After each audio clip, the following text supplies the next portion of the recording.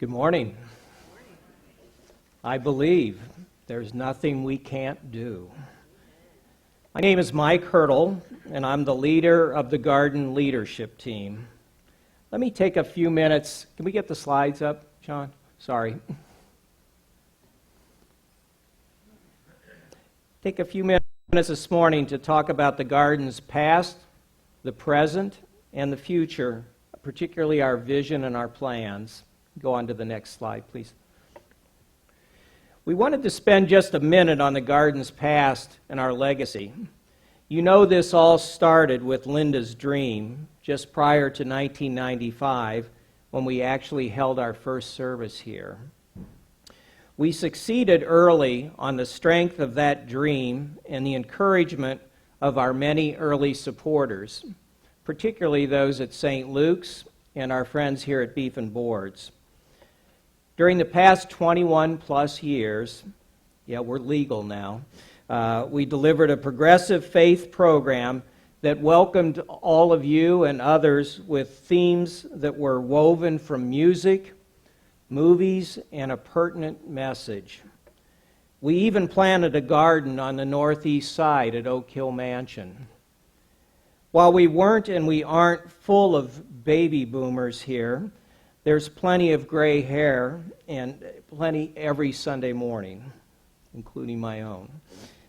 Next slide, please. So during the past 2 or 3 years, we've wrestled with our future, with a focus on our relationship with St. Luke's and the United Methodist Church. All this soul-searching involved many talks with St. Luke's leadership, the bishop, and all of you.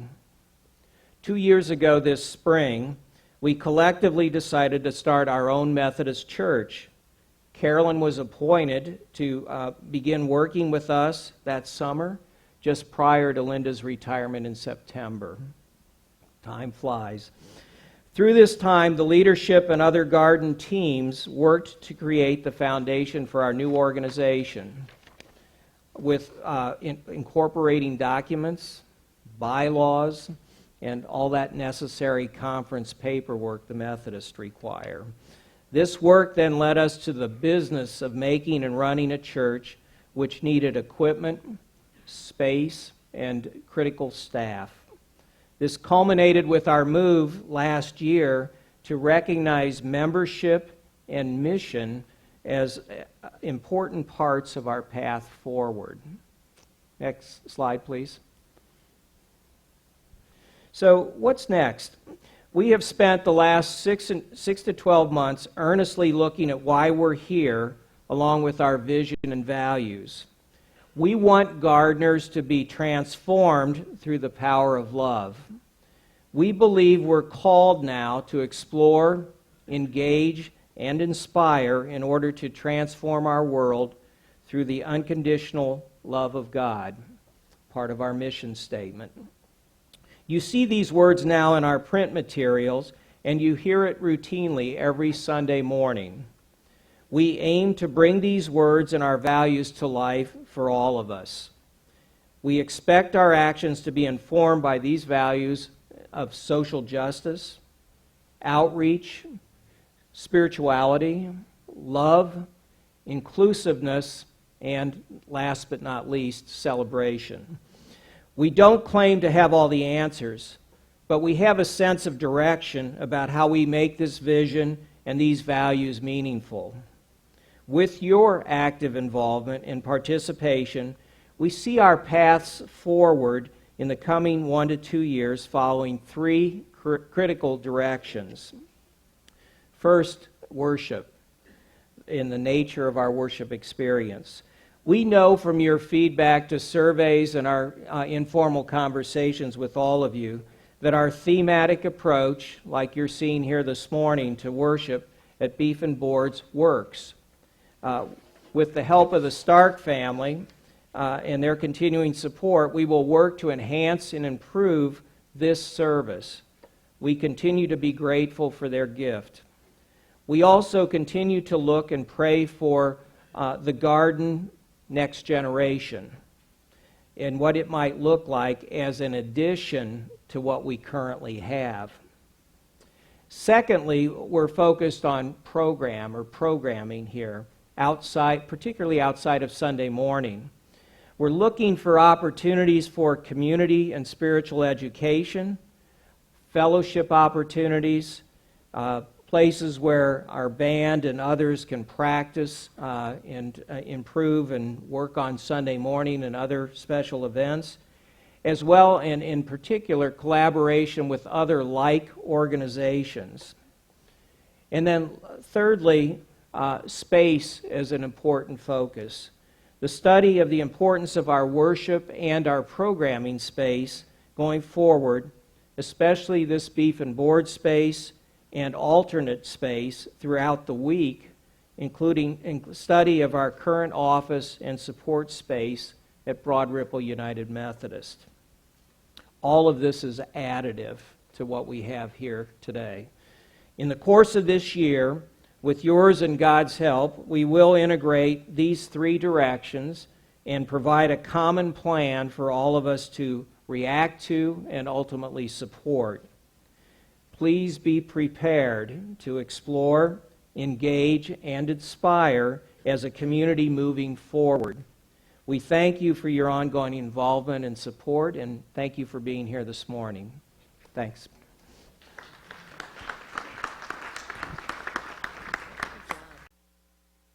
Well, hi everyone. I'm Jillian Pruitt, your new business administrator. I started in January, so it's only been a couple of months. And before this, I was at St. Luke's, and I taught French and was a department chair for a couple of years in a former life. And I'm in the Army. This is my family. We have 2 children, Jameson and Lorelei, and I've been married to my husband, Joe, for about 9 years. So let's get to the fun stuff. 2016 income and expenses. On the slide that's going to show here in a second, you'll get to see what our income and expenses were. There we go. So for Sundays, we had, besides regular donations, we also had a very successful gala last year. So that's what some of that money is in the blue chart.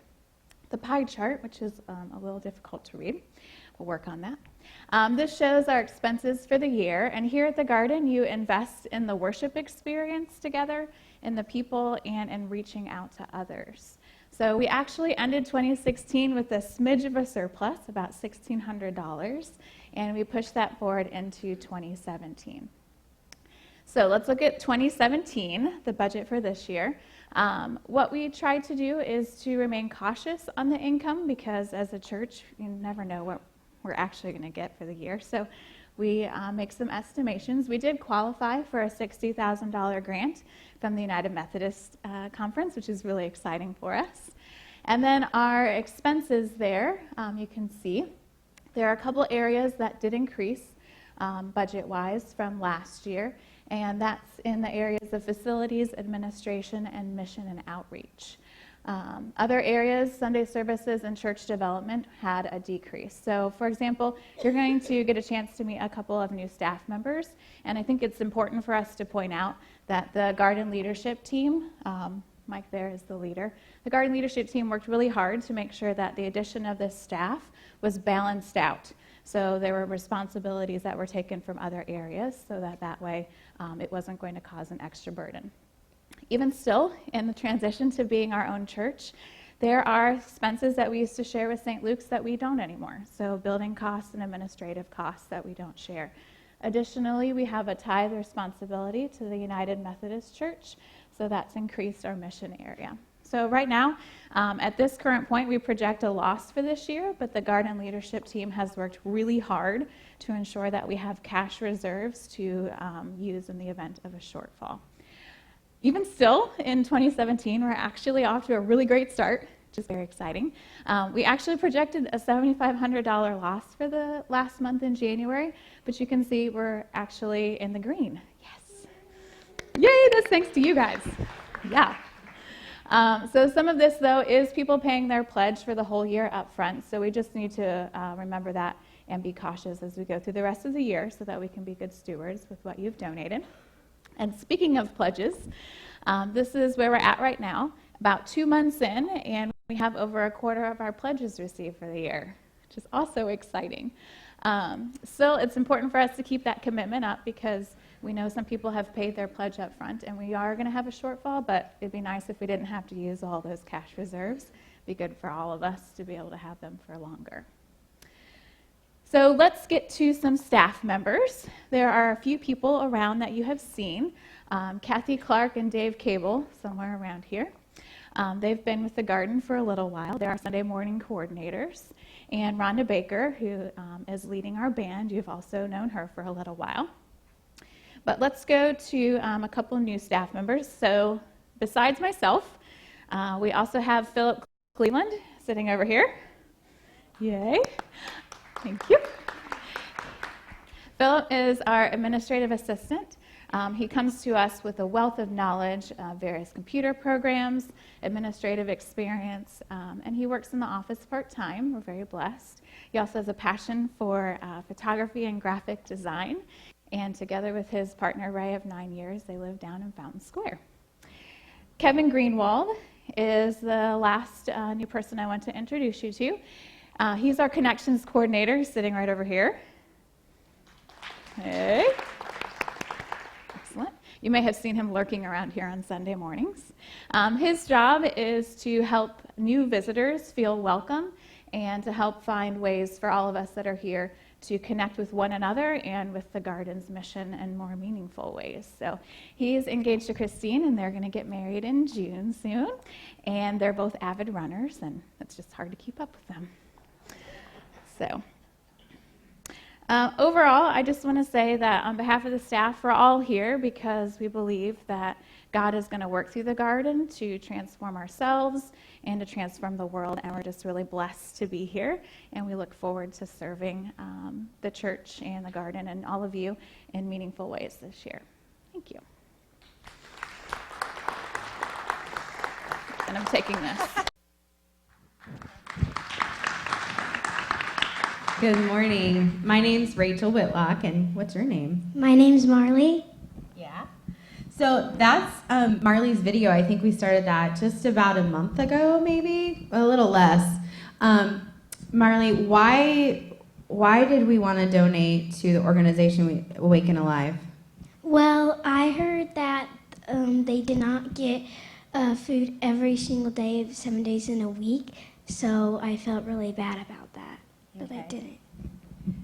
So we've served this organization before, so Marley has an experience with them. And you saw from the video that Marley was born in Ethiopia, and I think by surprise she just came up with that idea. So on the first day, by 9 p.m., what happened? So we started a Facebook campaign in the morning at about, 7:30 a.m. And by 9 p.m., how much money had we raised? $1,000. $1,000 in one day.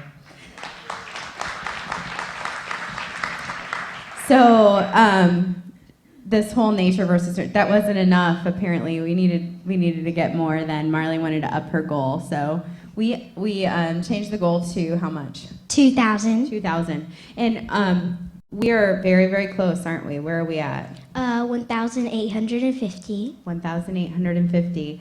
And we do still have bracelets if you're interested. We overmade, so, and it was a great experience making them together, wasn't it? Mm-hmm. Yeah.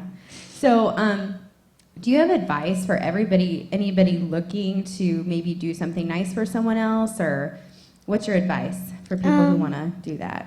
My advice is always try hard and follow your dreams. So,